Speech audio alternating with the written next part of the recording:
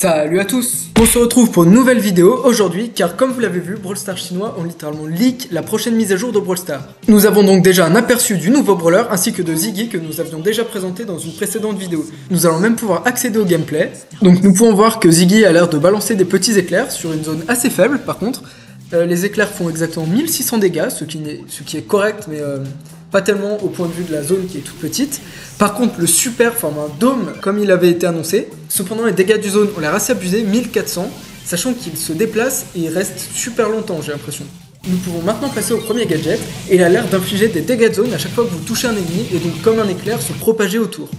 Nous pouvons maintenant passer au prochain brawler, qui lui aussi a également été leak. Normalement, nous avions vu dans le teaser le brawler, mais là il a carrément été leak au niveau du gameplay et des animations. Nous pouvons donc voir que c'est un brawler qui ressemble étrangement à Oli puisqu'il fait partie du même trio. Alors il a une attaque assez spéciale puisqu'à chaque fois qu'il va attaquer, il va pouvoir dash en avant et son type d'attaque va changer. Nous pouvons voir que des fois le brawler va dash ou bien alors faire une attaque un peu plus large et même pouvoir sauter et faire une attaque carrément de dégâts de zone. Quant à son super, nous pouvons voir qu'il peut repousser les ennemis. Donc ça ressemble un peu au super de Mortis avec les chauves-souris et ça a l'air sacrément fort puisque ça fait quand même 2000 de dégâts.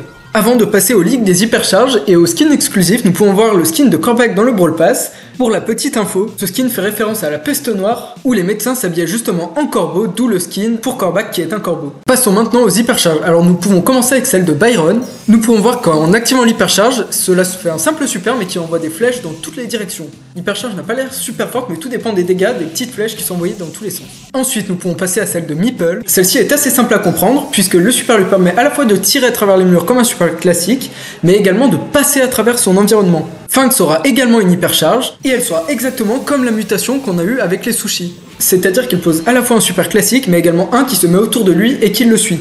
Oli aura également une hypercharge qui sera très broken. Comme vous pouvez le voir, il peut directement sauter comme avec le gadget, sauf qu'il retombe super vite et sa zone est littéralement immense. Et comme si cela ne suffisait pas, il peut spam les super. De plus, Juju a elle aussi une hypercharge. Je ne sais pas si elle est forte, mais elle envoie simplement son gris-gris et ce dernier a beaucoup plus de vie, ainsi qu'un bouclier, mais je sais pas si c'est le Star Power ou alors cela est compris dans l'hypercharge. L'hypercharge de Pam arrive officiellement sur le jeu et elle fait comme la première version, c'est-à-dire qu'elle va donner du bouclier à hauteur de 3000 points de santé lorsque l'on reste autour de sa tourelle. Larry possède également une hypercharge qui a l'air très broken, puisqu'il invoque deux bots qui font énormément de dégâts.